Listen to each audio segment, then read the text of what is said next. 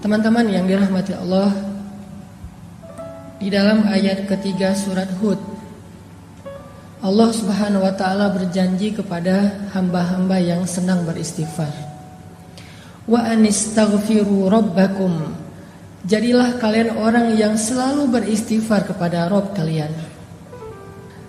Salah satu kalimat yang Allah paling suka dari hambanya itu adalah astaghfirullahalazim. Jadi kalau kita pengen Allah itu senang kepada kita, kalau kita pengen Allah itu sayang sama kita, sering-seringlah ucapin astaghfirullahalazim. Sekali kita ngomong astaghfirullahalazim, sayang Allah sama kita itu bertambah. Itu kalau kita analogiin mirip kayak seorang suami yang kalau pengen nyenengin hati istrinya, maka dia memuji istrinya. Pernah?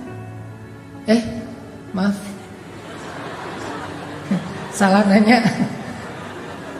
Harusnya bukan pernah, mau gitu. Kalau pernah mah belum ya. Misalnya kalau suami pengen nyenengin hati istri gitu ya. Ayah kamu tukang las ya? Kok tahu gitu. Standar mah ya. Sekarang mah udah gak zaman yang gitu. Modelnya lebih variatif. Harus improve.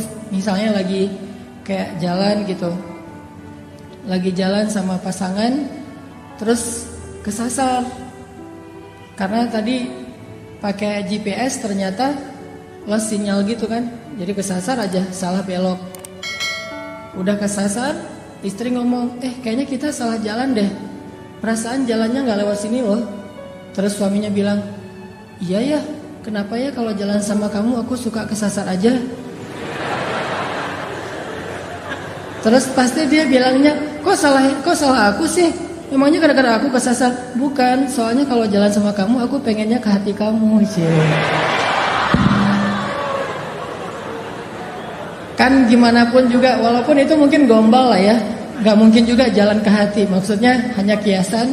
Seneng kan dipuji, kayak Nabi memuji Aisyah dengan pujian apa? Ya Aish gitu, ya Humairah. Terus Nabi suka godain Aisyah gitu kan, nyenengin hati tuh. Kita juga sama teman kita kalau misalnya dia menghargai kita, mengapresiat kebaikan kita, pasti dia muji kita dan bikin kita makin semangat kan. Nah, analoginya kurang lebih kayak gitu. Kalau teman-teman pengen sayang Allah itu bertambah, kalau teman-teman pengen Allah itu makin perhatian sama kita, sering-seringlah ngucapin astaghfirullahalazim. Allah tuh sayang banget sama hamba yang beristighfar.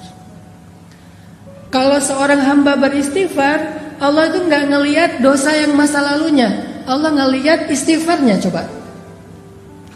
Dan istighfar kita itu kalau benar-benar tulus dari hati, satu kali doang kita ngucapin istighfar, itu cukup untuk menghapus semua dosa kita yang memenuhi langit dan bumi loh. Jadi kalau orang sering-sering beristighfar itu bukan karena istighfarnya kurang untuk bisa menggugurkan dosa, enggak kurang. Istighfar sekali, dosanya memenuhi langit dan bumi, itu dosa habis, nol, zong langsung tuh. Terus ngapain kita harus sering-sering istighfar? Seseorang itu memperbanyak istighfar bukan karena satu istighfar itu kurang, tapi karena dosa kita tuh terulang terus, berulang kali. Maka istighfar lagi, dosa lagi, istighfar lagi, dosa lagi kan? Bukan berarti kalau kita istighfar kurang dari 100, berarti dosa kita belum dihapus. Enggak, sekali doang. Kalau itu berasal dari hati, Allah hapus semua dosa-dosa kita. Allah itu enggak ribet, enggak kayak manusia. Coba kalau kita ke teman kita ada kesalahan, minta maaf berapa kali biar dia maafin? Berkali-kali kan? Kita telepon, di reject. Kita japri, enggak di-read sama dia. Kita DM, gak dibaca-baca juga, gak dibalas. Kita request biar bisa masuk ke akun dia, gak diterima karena di lock akunnya. Itu manusia. Apalagi kalau dia udah sebel banget sama kita, langsung di blok tuh. Sampai kita harus pakai nomor baru, pakai ganti akun baru, baru bisa japrian lagi sama dia. Itu manusia. Allah itu nggak pernah ngeblok hambanya kalau selama hamba itu minta maaf kepada Allah. Nggak pernah kita astagfirullahalazim nggak dirit sama Allah. Nggak ada itu. Kalau kita minta maaf sama teman kita bisa aja nggak dirit kan? Maafin gua ya, gua salah gitu. Udah kesen, terus ada contrengan 2, tapi nggak dirit sama dia. Kalau ke Allah pasti dirit. Detik itu juga dirit sama Allah. Langsung jadi warna hijau tuh atau biru. Astagfirullahalazim, sentring langsung biru. Wah, Allah ngerit nih.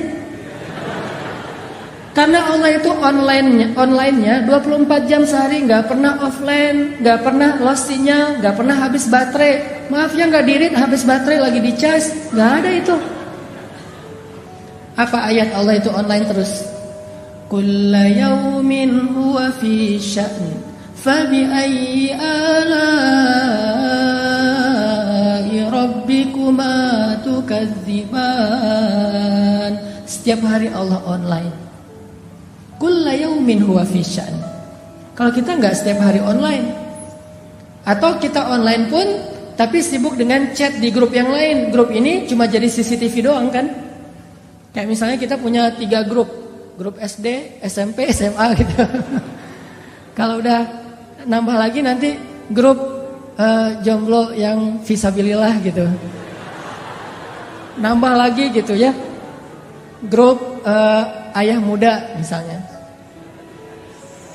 Terus ada lagi grup galau. Kenapa galau? Udah nikah tapi kayaknya ada kayak masalah gitu dalam pernikahan. Bikin grup juga tuh biar saling share pengalaman. Kalau ya kayak gitu ntar gini triknya gitu-gitu deh. Ada-ada aja lah pokoknya grupnya banyak tuh. Coba berapa grup yang kita sanggup aktif di dalamnya? Paling 1-2 doang.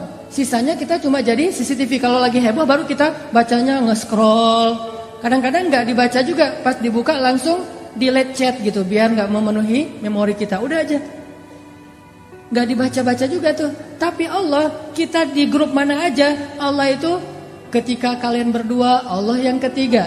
Kan ayatnya gitu kan? Jadi kita bikin grup berdua nih, Allah ada loh sebagai admin malah. Yang mensortir nih, ada yang bahasa-bahasa nggak bagus nih, nanti bisa diblok sama Allah. Kalau kita bikin grup bertiga, Allah yang keempat. Kita berempat, Allah yang kelima. Wa huwa ma'akum aina ma kuntum. Allah itu bareng dengan kita terus dimanapun kita berada. Dan Allah selalu online. La ta'khudhuhu sinatun wala naum. Kalau bahasa sosmed, dia nggak pernah habis baterai, nggak pernah lost sinyal. Ntar aja kita chatnya ya, gua charging dulu nih. Nggak. Allah selalu online. Dan walaupun Allah selalu online, yang minta ke Allah tuh banyak banget. Allah fallback dong, macam-macam segala macam tuh banyak banget yang minta ke Allah. Allah nggak kewalahan. La ta'khudhuhu sinatu wala naum wala ya'uduhu hifdhuhuma. Nggak pernah Allah kewalahan sama sekali. Walaupun kulla yaumin huwa fi sya'n. Jadi kalau kita minta maaf sama teman kita, bisa banget dia nggak akan ngerit. Apalagi lagi sebel. Begitu nama kita muncul, nggak akan dirit, langsung lewat. Padahal online tuh. Kayak kita misalnya sama kita orang yang udah nikah, misalnya lagi ada masalah sama istrinya, itu kan suka maafin papa ya misalnya segala macam.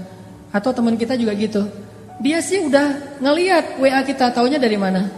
Last scene-nya kan ya.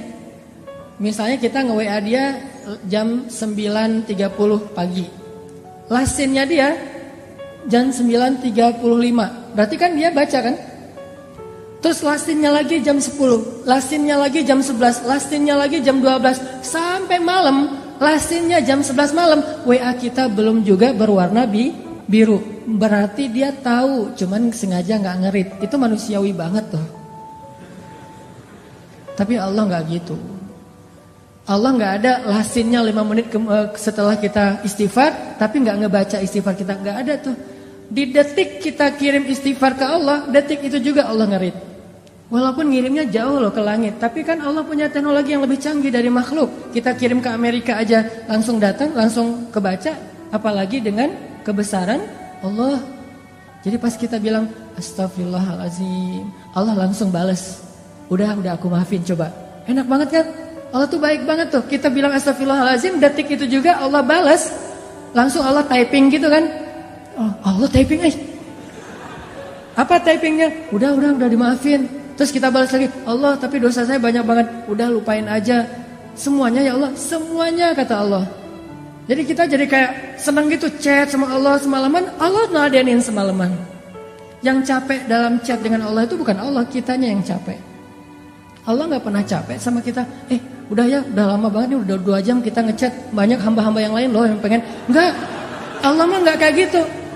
Kita doang nih yang ngerasa lelah chat sama Allah kan. Coba kita angkat tangan sama Allah. Pernah gak Allah bilang, udahlah angkat tangannya udah kelamaan, udah cukup. Giliran yang lain. Enggak, kita doang yang pegal tangan kita. Kita yang pegal dengan lisan kita. Kita yang ngantuk mata kita. Allah gak pernah pegal, gak pernah capek untuk mendengar chat dari hambanya. Enggak sama sekali. Jadi kalau ke manusia itu agak-agak ribet kalau minta maaf.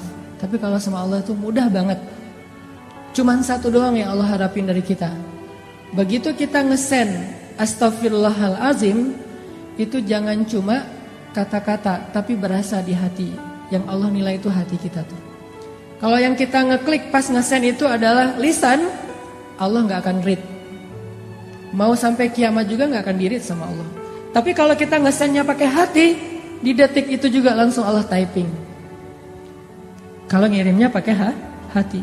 Dan walaupun kita tidak berteriak, Allah di langit ke-7 ya sami'ud du'a, sangat mendengar setiap ucapan kita.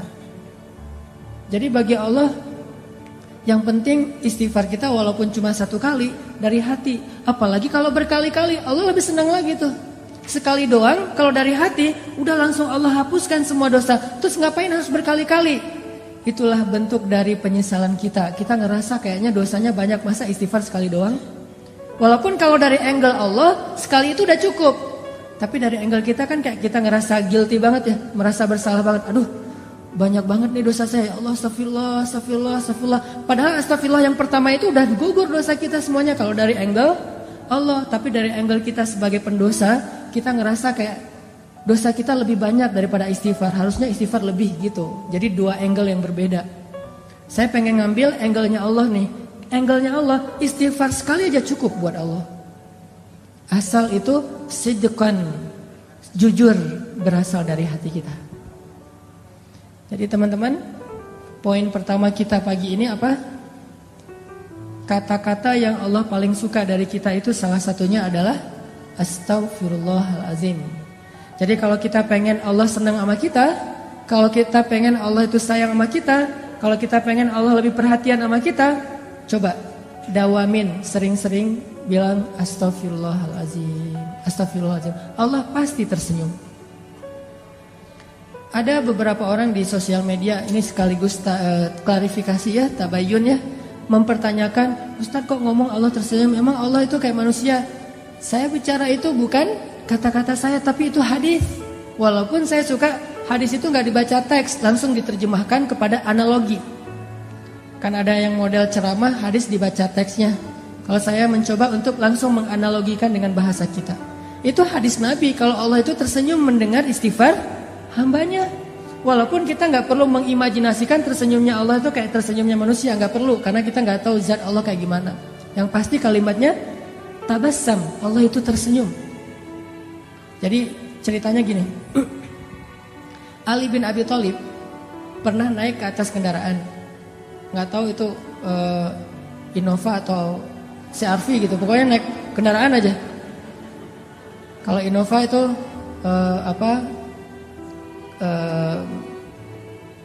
kuda, kalau Alphard itu berarti onta merah. Nggak tahu dia naik apa. Kan onta, teman-teman tahu harga onta? Onta merah itu harganya 1 miliar. Jadi orang Arab itu punya 100 onta, itu orang kaya banget tuh. Kayak orang kaya kampung kan gak punya duit di tabungan ya. Punyanya sapi gitu banyak kan. Satu lembah itu penuh dengan sapi-sapi dia. Kalau kita juga punya sapi dol. Sapi dol. Nah jadi Ali bin Abi Thalib ceritanya naik ke atas kendaraan. Kalau kita tuh lagi buka pintu mobil atau lagi naik ke atas motor. Pas naik Ali bin Abi Thalib membaca Bismillah ya Allahu Akbar. Jadi pas naik ke atas kendaraan bacanya Bismillah ya Allahu Akbar. Pas udah duduknya nyaman, pakai sabuk pengaman gitu, nyalain mesin, kemudian mobil atau motornya mulai jalan dikit-dikit nih. Ternyata bukan lewat mesin jalannya, didorong, soalnya harus dorong dulu baru nyala gitu. Motor butut misalnya. Nyala nih, jalan nih kendaraan kita, maka Ali membaca doa safar, subhanalladzi sakhkhara lana hadza dan seterusnya. Ketika udah selesai doa itu, Ali mengatakan kalimat Rabbi zalamtu nafsi faghfirli faman yaghfirudz dzunuba illa anta. Ya Allah, saya sudah menzalimi diri saya sendiri. Maafin saya. Siapa yang bisa memaafkan dosa selain Engkau ya Allah? Setelah membaca kalimat ini, Ali tersenyum. Senyum aja. Senyumnya itu sampai bikin orang penasaran, kok senyumnya kayak lama gitu, kayak happy banget, kayak excited banget. Senyumnya tuh kayak habis dapat hadiah apa gitu. Atau senyumnya tuh kayak anak muda yang baru diterima yes gitu ya. Diterima kampus maksudnya.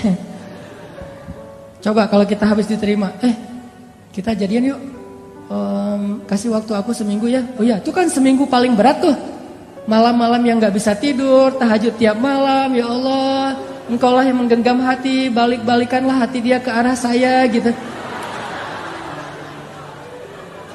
Ternyata yang doa kayak gitu ada 2 orang. Terus hatinya tuh agak-agak labil gitu nih. Kenapa sih hati saya tuh kok deg-degan ya, sekali kanan sekali kiri, dua-duanya kuat-kuatan doanya nih. Ya Allah, balikinlah hati dia ke saya.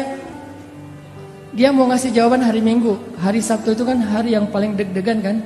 Kok lu gak makan sih? Gue lagi gak enak makan. Kenapa? Lagi menanti jawaban. Nah itu berat banget tuh hari-hari kayak gitu tuh. Pas hari Minggunya, pagi-pagi udah mandi, udah segala macam. Kata teman kita, lu harus siap lah, harus siap ya dengan segala jawaban. Gue siap banget. Siap kalau dibilang iya sih. Kalau dibilang enggak siap sebenarnya. Bayangin, pas kita datang, dia bilang, aku udah pikir-pikir dan udah nanya ke orang tua nyerahin ke aku. Terus, insya Allah aku bersedia. Wah itu mah dunia, kayak apa aja gitu kan ya, bisa mati mendadak tuh, nggak jadi nikah, gara-gara jantungan gitu. Apalagi ceweknya tuh cewek yang kita banget lah pokoknya. Punya tipe kan, ada yang gayanya gaya Korea gitu kan, yang oriental, ada yang Arab gitu, ada yang etnik yang Indonesia banget misalnya. Ada yang dia senengnya emang yang agak-agak eksotis, Afrika misalnya. Kayak saya kan sering main di air, akhirnya orang bilang, "Ustaz kok makin hitam?" Enggak hitam, eksotis. Nah ini jadinya Ali itu kayak bahagianya tuh, senyum-senyumnya tuh kayak orang baru jadian. Bahagia banget. Kan bikin orang lain kepo ya. Ali, kata salah satu pengawalnya, kenapa kok senyum-senyum? Dia kepo gitu. Kenapa kok senyum-senyum? Kata Ali, mau dengar gak ceritanya? Apaan? Dulu tuh Rasulullah, saya pernah ngelihat Rasulullah naik kendaraan, terus membaca apa yang saya baca. Di akhir kalimat itu Nabi tersenyum. Dan saya juga kepo, nanya ke Rasulullah, ya Rasulullah, kenapa engkau tersenyum? Apa jawaban Rasul? Aku tersenyum karena Allah tersenyum. Jadi Allah itu tersenyum mendengar hambanya mengatakan, ya Rabbi, saya banyak dosa, maafin dong dosa saya. Gak ada yang bisa maafin dosa selain Engkau ya Allah. Allah senyum dengan kata-kata itu. Akhirnya Nabi juga tersenyum karena bahagia terhadap senyumnya Allah.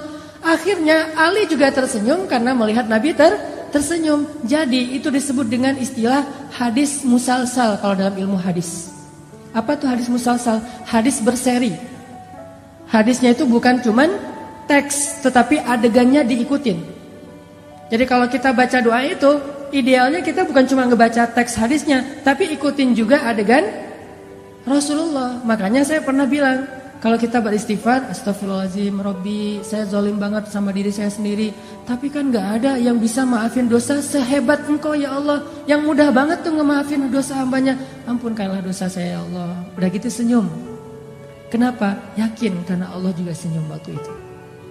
Allah senang banget dengan kata-kata istighfar. Lupa seolah-olah ya, bukan lupa, seolah-olah Allah itu udah ngelupain semua dosa kita. Ya Allah, saya kan pernah berzina, ngapain disebut-sebut lagi? Saya juga udah nggak ingat itu, udah dilupain sama Allah. Bukan lupa, tapi sengaja dilupain, dihapus saja catatannya. Ya Allah, saya pernah minum, saya narkoba, saya riba, saya menzalimi orang lain, saya mengambil hak orang lain, saya durhaka sama orang tua, saya. Nol semuanya. Hanya dengan sekali bilang Astaghfirullahaladzim, Allah langsung senyum sama kita. Jadi Allah tuh bukan senyum sama hambanya yang setelah sekian tahun beribadah jadi seorang ahli tasawuf banget. Gak hanya itu, bahkan kepada pendosa, hari dia tobat, hari itu juga dia jadi kekasih Allah. Hari dia beristighfar, hari itu juga dia jadi kesayangan Allah Subhanahu wa taala. Makanya poin ini penting banget teman-teman. Kalau pengen Allah sayang dan senang sama kita, senyum-senyum sama kita, bilang astagfirullahaladzim, terus senyum dengan harapan Allah nih lagi senyum sama saya nih. Kalau sidqan minal qalb, benar-benar diucapkan dari hati. Dan ini gak ada manusia yang bisa kayak gini sama temannya, sama orang lain, sama keluarganya. Yang mudah memaafkan kayak Allah tuh gak. Paling-paling kalau teman kita ngemaafin kita, mungkin kesalahan kita masih wajar. Coba kalau kesalahan kita itu sekian tahun, nyakitin hati dia terus, bayangin. Dari sejak 10 tahun yang lalu, sehari 5 kali kita nyakitin hati dia. Sehari 5 kali dia telepon, kita reject. Padahal dia tuh paling baik loh sama kita. Coba bayangin ya, teman-teman nih. Pernah gak ngerasa kayak berjasa kepada seseorang? Pernah? Mungkin gak jasa seperti ayah dan ibu kita lah, tapi merasa kayak pernah ngebantu temennya gitu. Dan kita ngerasa kita tuh udah jadi orang penting buat dia, udah pernah punya jasa, pernah punya budi ke dia. Terus suatu saat kita gak butuh dia, cuman pengen nyapa doang. Bukan karena butuh, cuman pengen nyapa doang, silaturahim. Telepon. Di reject, bukan gak diangkat. Kalau gak diangkat mungkin dia lagi kuliah, lagi di kamar mandi sehingga gak diangkat, atau lagi tidur. Ini di reject. Pas kita telepon, langsung di reject. Oh, mungkin ketekan gak sengaja gitu. Udah telepon lagi. Dan itu gak telepon waktu itu juga. Kita telepon pagi sekali, di reject. Nanti siang telepon lagi, di reject. Sore telepon lagi, di reject. Maghrib telepon lagi, di reject. Malam telepon lagi, di reject. Sehari 5 kali, sudah 10 tahun kayak gitu, bayangin. Gimana tuh perasaan kita? Paling-paling dia itu paling baik itu nge-rejectnya tuh dengan tulisan. Lagi driving, lagi meeting, lagi on the way, lagi apa misalnya kan gitu. Kadang-kadang nge-rejectnya tanpa alasan, reject aja. Gimana perasaan kita? Harusnya kan Allah lebih dari itu, karena Allah sering kita reject. Allahu Akbar, Allahu Akbar. Suara radio tuh pindah channel. Suara TV pas waktu maghrib matiin, pindah channel gitu kan. Atau kita pakai gak sengaja gitu, alarm di handphone kita pakai suara azan, langsung di close gitu. Kalau di masjid langsung kita pindah tempat. Hayya 'alas shalah. Kadang-kadang kita nge-rejectnya itu dengan keluhan lagi. Duh, udah waktu sholat aja, gitu kan? Jadi kesan ke Allah itu kalimat keluhannya. Nelfon aja sih. Coba kalau kita digituin. Kan kalau misalnya ada yang nelfon kita, telepon masuk, suka ada nolaknya pakai apa kan? Ada menu custom gitu kan? Coba di custom terus kita nulis gini. Kok kamu ganggu aja sih? Bisa nggak ngirim ke orang kayak gitu? Berani nggak? Bahaya banget kan? Kita nelpon orang terus dia balas ke kita tulisannya ganggu aja sih. Gimana tuh perasaan kita? Kita tuh sering kayak gitu loh sama Allah. Aduh udah zuhur aja, udah asar aja. Apaan sih subuh-subuh kok ganggu orang tidur segala macam. Dan itu mungkin kita ngirimnya gak dengan lisan, dengan hati. Bukankah Allah alimun bidatis sudur? Tahu banget ucapan di hati kita? Coba. Tapi begitu kita bilang astagfirullahaladzim, Allah itu lupain semua reject kita selama 10 tahun. Allah maafin semuanya. Coba kalau kita ke orang lain, dia nge-reject kita 10 tahun dengan dibalas kata-kata yang gak pantas gitu. Dia WA kita, dia bilang ganggu aja sih kerjaannya, terus aja bikin kita sebel. Setelah 10 tahun dia datang, maafin saya ya. Gimana? Gak akan diirit sama kita. Itu artinya famay yaghfiruz dzunuba illa anta. Siapa sih yang bisa maafin dosa sehebat Allah Subhanahu wa taala? Itu kalimat itu maksudnya kayak gitu. Allah tuh maafin kita itu gak pernah perhitungan, gak pernah dendam sama sekali. Sehingga apalagi teman-teman yang menghalangi kita untuk istighfar kepada Allah. Ma gharraka bi rabbikal karim. Apa terus masalah kita untuk enggak istighfar sama Allah? Masalahnya apa? Pasti satu doang masalahnya. Kita ngenyepelein Allah. Kita nganggap Allah itu nggak penting. Padahal hidup kita itu 24 jam di tangan Allah Subhanahu wa taala. Tapi kita sombong, seolah-olah kita bisa hidup tanpa Allah Subhanahu wa taala. Dan itu pun istighfar. Kalau istighfar kita nggak dari hati, 1000 kali itu nggak ngaruh buat Allah, nggak akan diirit sama Allah. Makanya ulama ada yang bilang istighfar yang butuh istighfar. Istighfar butuh istighfar. Kan ada tuh yang pakai jiklak-jiklak gitu kayak hitung untuk ngitung itu gitu kan, apa istilahnya gitulah ya. Checker gitu kan. Ada checker terus kita istighfar. Astagfirullah. Ketemu sama teman-teman kita pada ngobrol lagi ngafe nih, lagi nongkrong. Oh iya si gaya gitu ya. Pas dilihat sama teman kita dalam sehari 10.000. Just keren ya, 10.000 istighfar. Cuman pas kita ngomong ke teman kita, dia nanya gitu, gimana ya? Aku kok males banget berzikir, istighfar aja jarang, kata teman kita. Padahal itu gampang banget loh. Kalau lo lagi kosong waktunya lagi nggak ngapa-ngapain, daripada ngelamun, udah istighfar aja. Gua ngelamun doang, istighfar alhamdulillah sih sehari-hari nggak pernah kurang dari 10.000. Ngomong kayak gitu, maka 10.000 itu dosa semuanya. Bukan ampunan, dosa karena riya. Lalu yang ke 10.001, yang ke 10.001-nya istighfar dari hati. Astagfirullahaladzim, ya Allah maafin saya udah jadi riya. Maka yang 10.000 tadi itu jadi pahala semuanya. Coba, satu itu berpengaruh. Bisa jadi dosa, bisa jadi pahala. Yang mana dari hati, yang mana cuma di lisan. Kayak ada orang yang rajin tahajud gitu ya. Tahajudnya itu udah dawam banget lah, udah 10 tahun, udah 15 tahun tahajud terus. Ketemu sama temennya. Kasih dong tips gimana biar bisa tahajud. Gua nih udah lama banget gak tahajud, gak tahu ngerasain tahajud tuh kayak gimana. Dia bilang, tahajud mah gampang. Kalau misalnya mau tuh saya mah tahajud nggak perlu pakai jam waker, udah nggak perlu pakai di handphone. Nanti dibangunin jam 3 lewat 5, jam 3 lewat 10, jam 3 bangunnya jam 13 gitu ya, habis zuhur. Udah nggak perlu kayak gitu. Oh gitu. Terus bangunnya gimana? Ya bangun aja, kebangun. Pokoknya asal jam 3 malam saya pasti kebangun. Oh gitu. Udah berapa lama? Enggak sih, baru sekitar 15 tahun lah. Gitu ya. Berarti 15 tahun kita tahajud 0. Kalau kita riak dari hatinya sombong. Tapi kalau hanya sekedar syiar, nyemangatin, Allah lebih tahu isi hati kita. Innamal a'malu binniyat. Terus nggak usah ngejudge hati orang lain lah. Sombong lo, riak lo, enggak. Kita doang yang tahu. Setelah Allah Subhanahu Wa Taala pastinya. Makanya istighfar dari hati. Sekali aja udah luar biasa. Gimana kalau 100 kali kayak Nabi? Astagfirullahaladzim. Ya Allah maafin saya. Itu satu ya poinnya. Allah tuh senang banget dengan istighfar. Kalau dalam bahasa hadis, senangnya Allah kepada taubat dan istighfar hamba itu kayak melebihi senangnya seorang hamba yang dia kehilangan bekal dan kendaraannya di tengah padang pasir. Jadi ada seorang laki-laki gitu, analogi dari Nabi nih. Nabi bikin kayak semacam ilustrasi gitu. Ada seorang laki-laki lagi musafir di tengah padang pasir, terus dia kehilangan ontanya, dia kehilangan bekal-bekalnya, kehilangan minumnya, airnya, semuanya tinggal sebatang kara di tengah padang pasir. Nyari-nyari onta dan bekalnya itu nggak nemu. Sampai akhirnya dia berputus asa. Ini saya bakalan celaka nih kali ini nih. Apes banget sih. Kehilangan onta, bekal, air segala macam di tengah padang pasir, kayak di tengah samudra kan.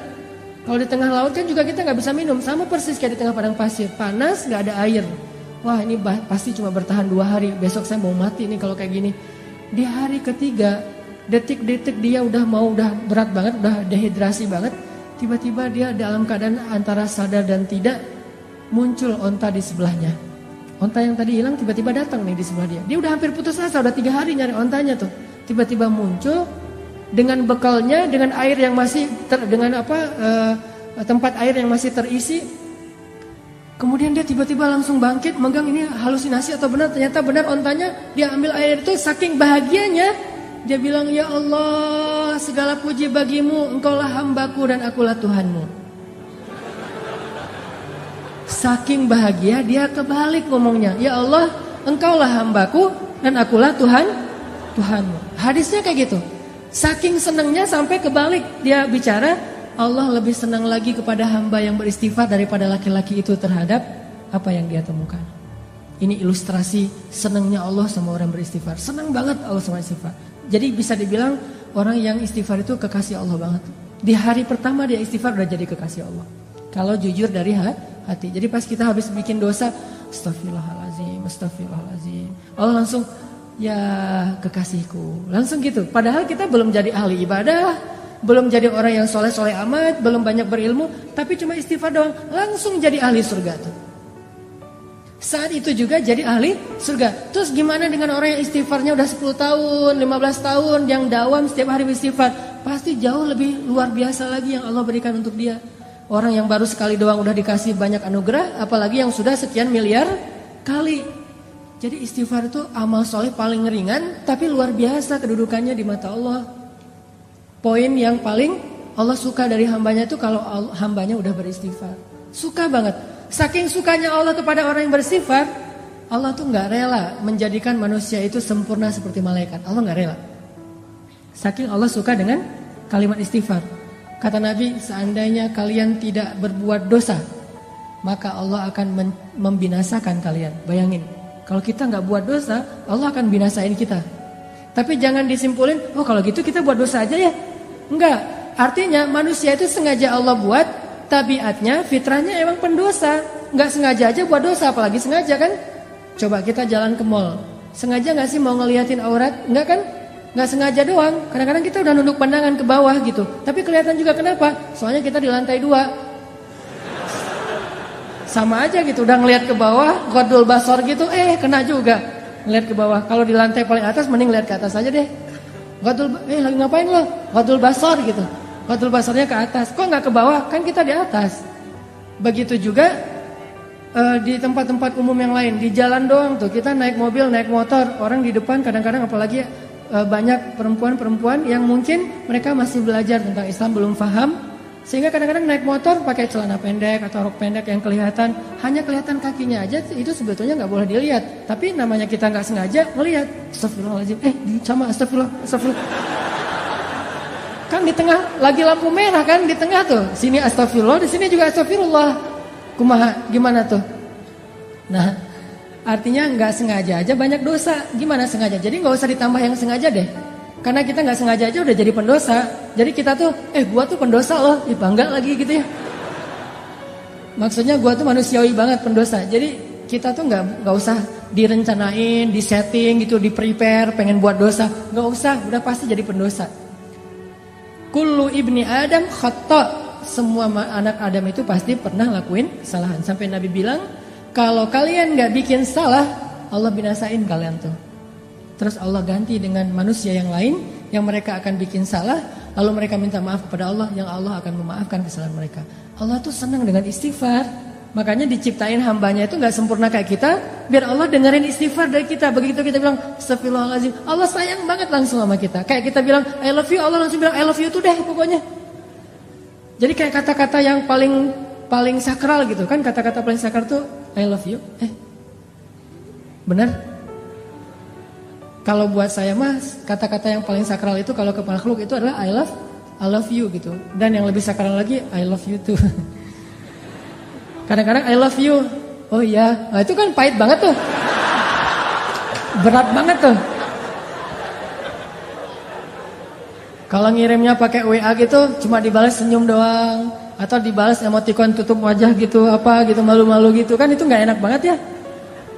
Berkali-kali digituin, akhirnya ujung-ujungnya apa? Kita adik kakak aja ya. Itu mah lebih berat lagi tuh. Mending jadi musuh ya daripada adik kakak ya. Ini kata-kata yang kalau ke manusia mah kayak kata-kata ajaib aja. Nah, kalau ke Allah, salah satu kata-kata ajaib itu astagfirullahaladzim. Jadi ilustrasinya tuh kurang lebih buat Allah senang banget tuh dengan kata-kata astagfirullahaladzim. Itu satu ya teman-teman. Kedua, istighfar itu Allah bukan hanya senang kepada kata-kata istighfar. Allah bukan hanya akan pasti menghapus dosa-dosa orang yang beristighfar. Tapi yang lain Allah juga selain menghapus dosa-dosa kita, setiap kali kita beristighfar Allah kasih hadiah loh.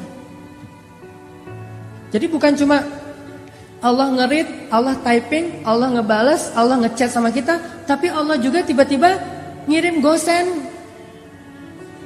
Tiba-tiba di rumah kita, Bu, ini ada yang ngirim, Mas, Kak, Bang gitu, ini ada yang ngirim gosen.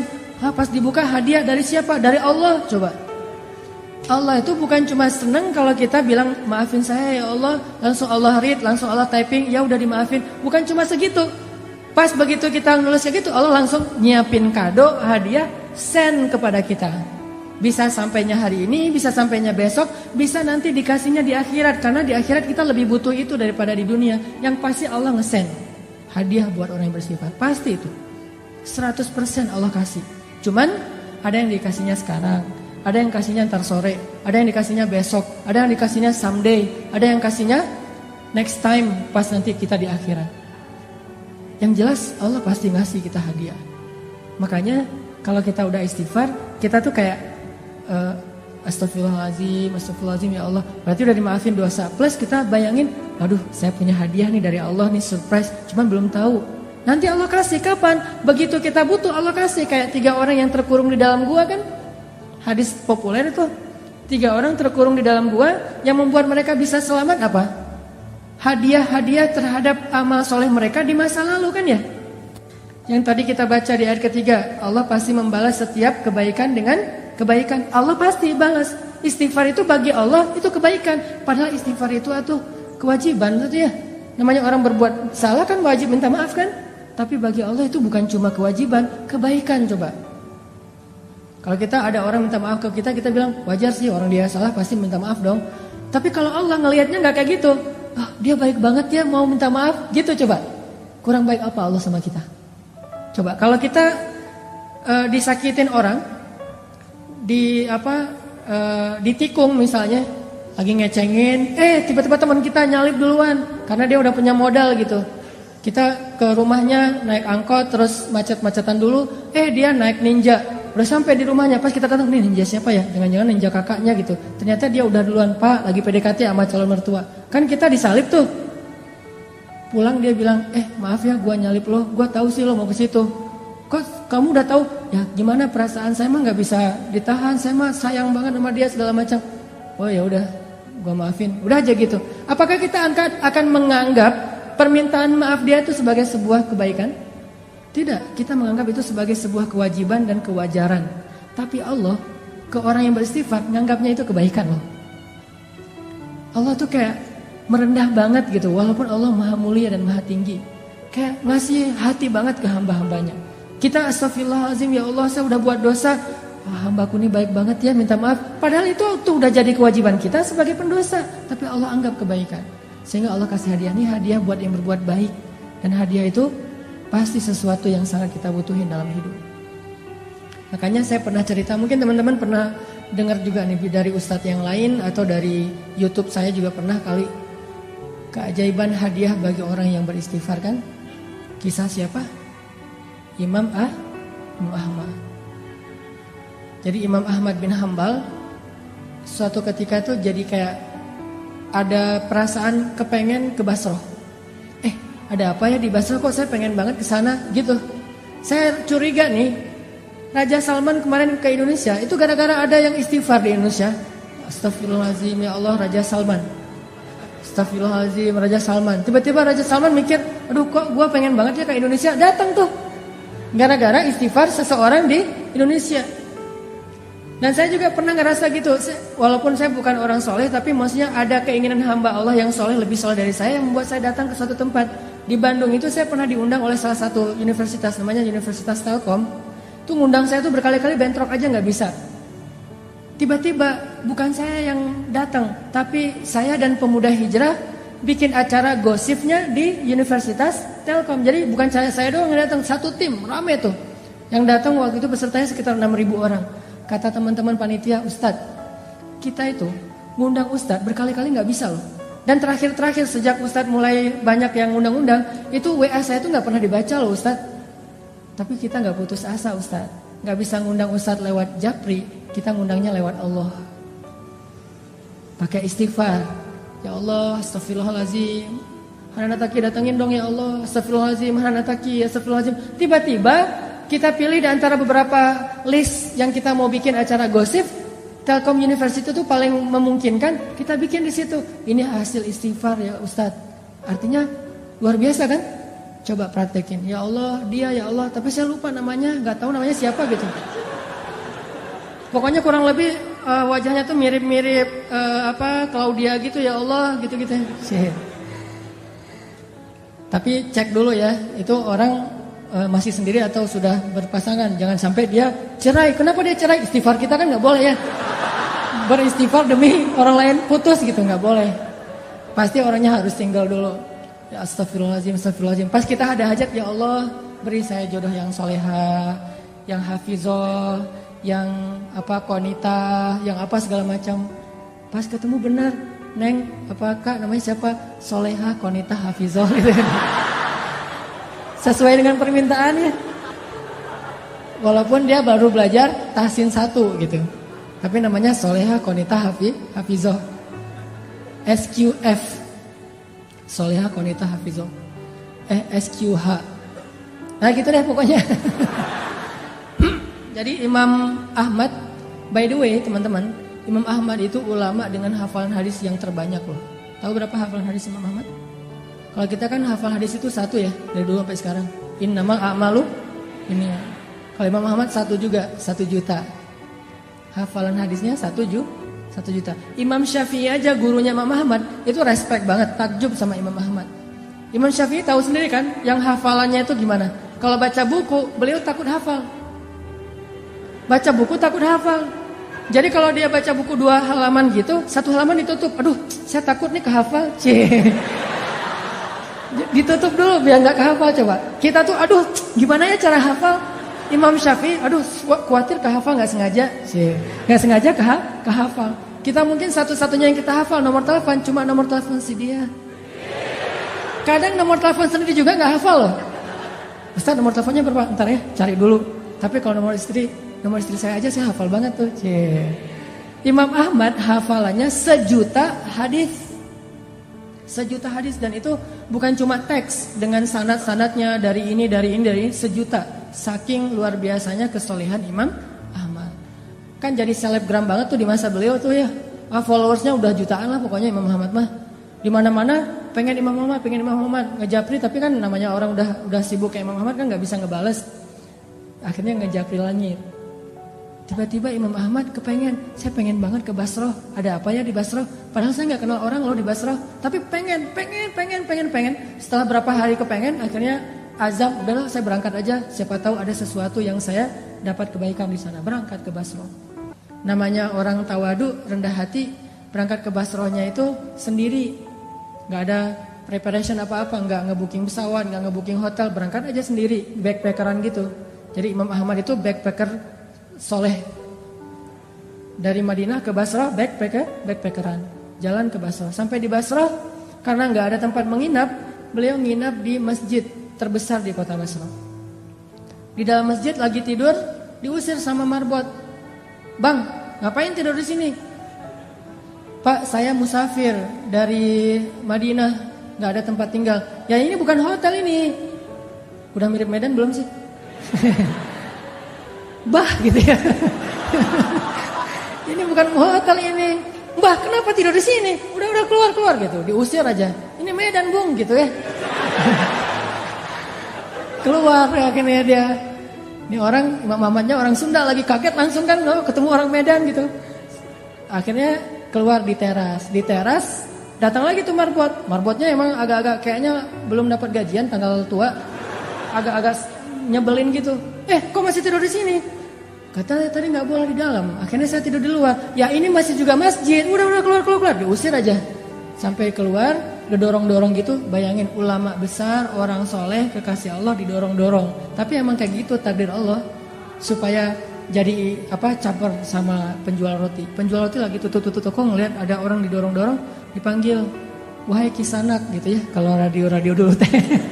Pak, Tuan, kenapa ada apa sini gitu.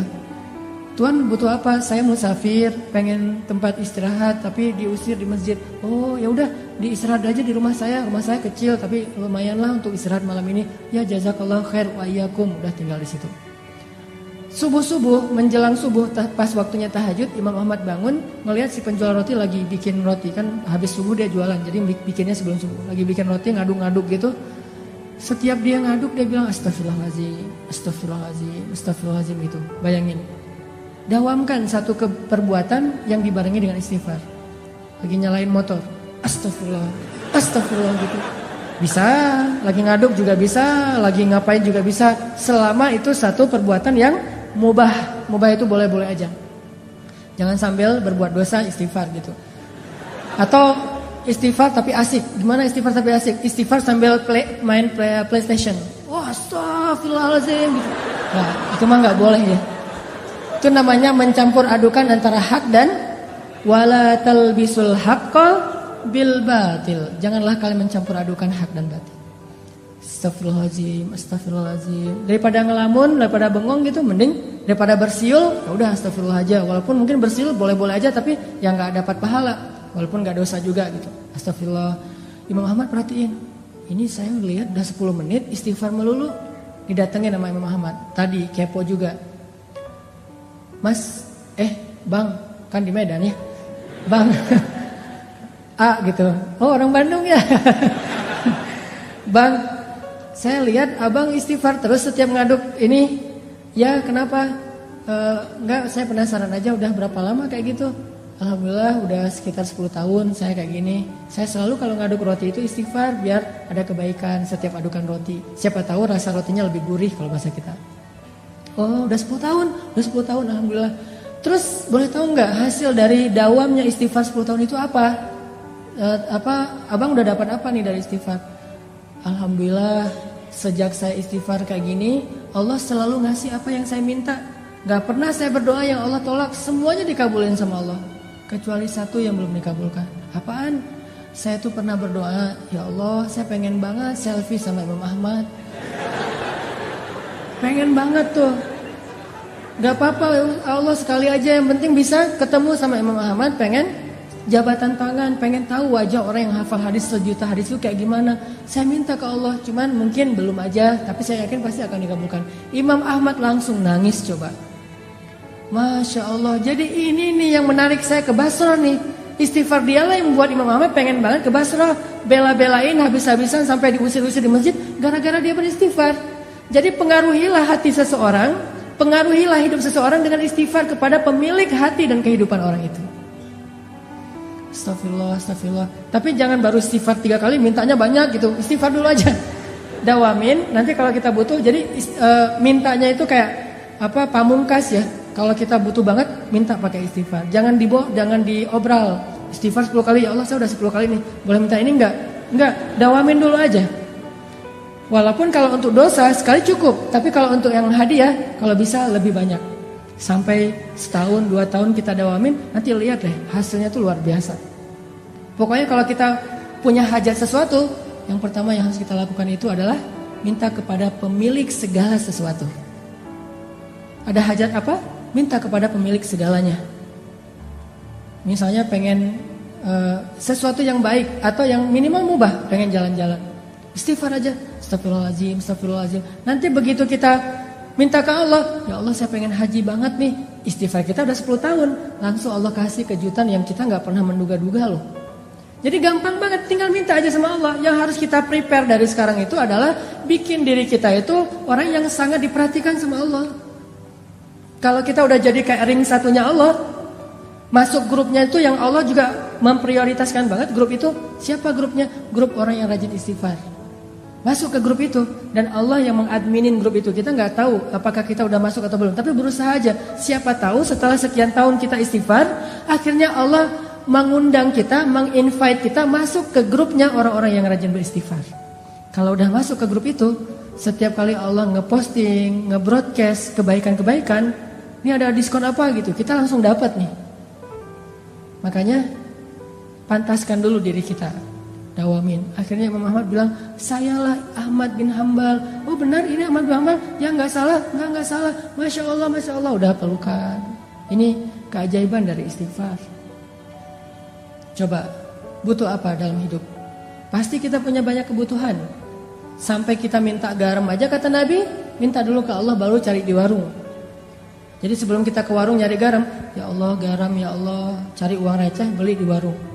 Terus apa gunanya minta ke Allah? Banyak gunanya. Siapa yang bilang kita akan sampai di warung? Siapa yang bilang garam itu akan sampai ke rumah kita? Siapa yang bilang garam itu menjadi kebaikan buat kita? Siapa yang bilang bahwa kita akan hidup sampai masakan kita itu selesai dan kita bisa memakannya? Istighfar, minta ke Allah sebelum kepada yang lain. Astagfirullah, minta ke Allah, astagfirullah. Pengen apa aja istighfar. Sampai dulu di zaman Imam Hasan Al-Basri, tabi'in. Ada 3 laki-laki yang datang nemuin Imam Hasan Al-Basri. Ya Imam Hasan, saya itu gak punya anak, udah lama menikah tapi belum dikaruniai anak. Kata Imam Hasan Al-Basri, banyak-banyak istighfar ya bu. Oh ya, siap-siap pulang. Datang lagi orang kedua, gak punya kerjaan, miskin. Ya Imam Hasan, saya tuh miskin, fakir, susah banget untuk dapatin rezeki. Gimana tuh? Kata Imam Hasan, banyak-banyak istighfar ya bu. Oh ya, pulang. Datang lagi yang ketiga, Imam Ahmad, saya itu sakit udah sekian tahun dan belum sembuh-sembuh. Apa yang harus saya lakukan? Banyak-banyak istighfar ya pulang.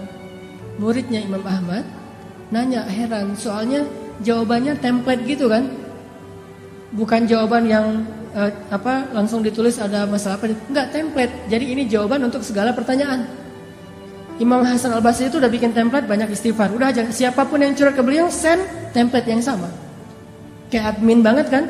Akhirnya muridnya Hasan Al-Basri nanya, ya Syekh, kenapa harus kayak gitu?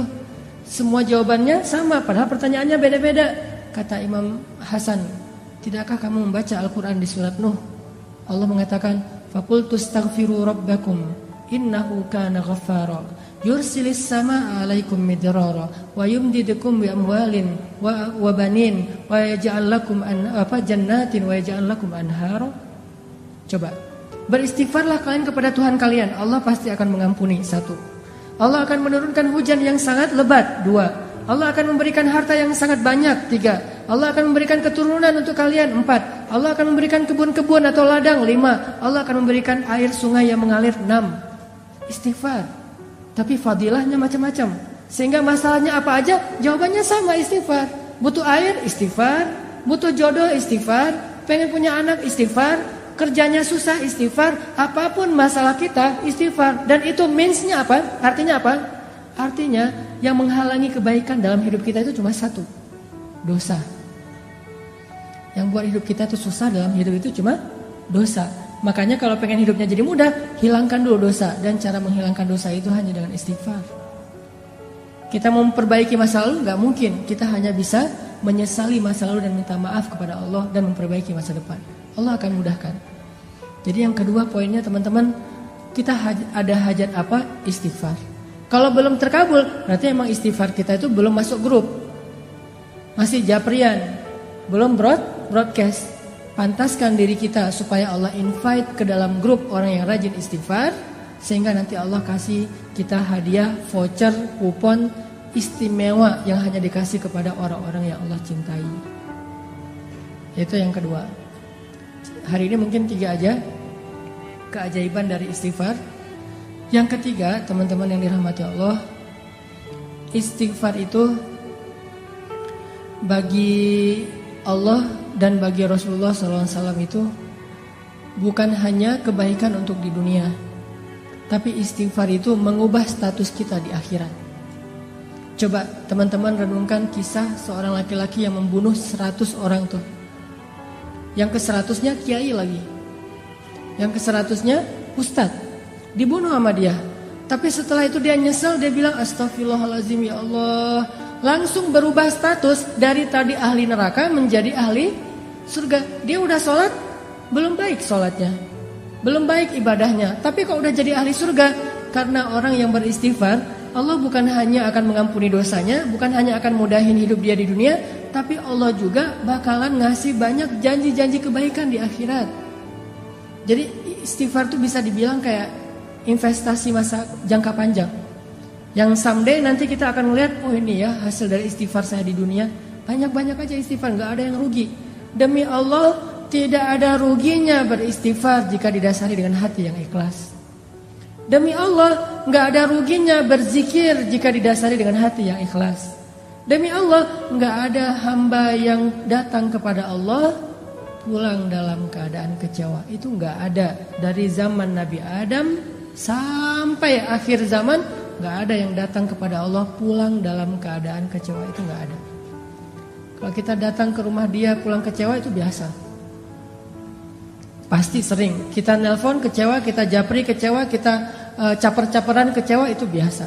Dengan makhluk kecewa itu biasa banget. Tapi dengan Allah, kalau kita kecewa bukan karena Allah, karena dosa kita sendiri, menzolimi diri sendiri. Makanya teman-teman yang dirahmati Allah, yuk kita dawamin istighfar. Mulai sekarang kita bikin target deh.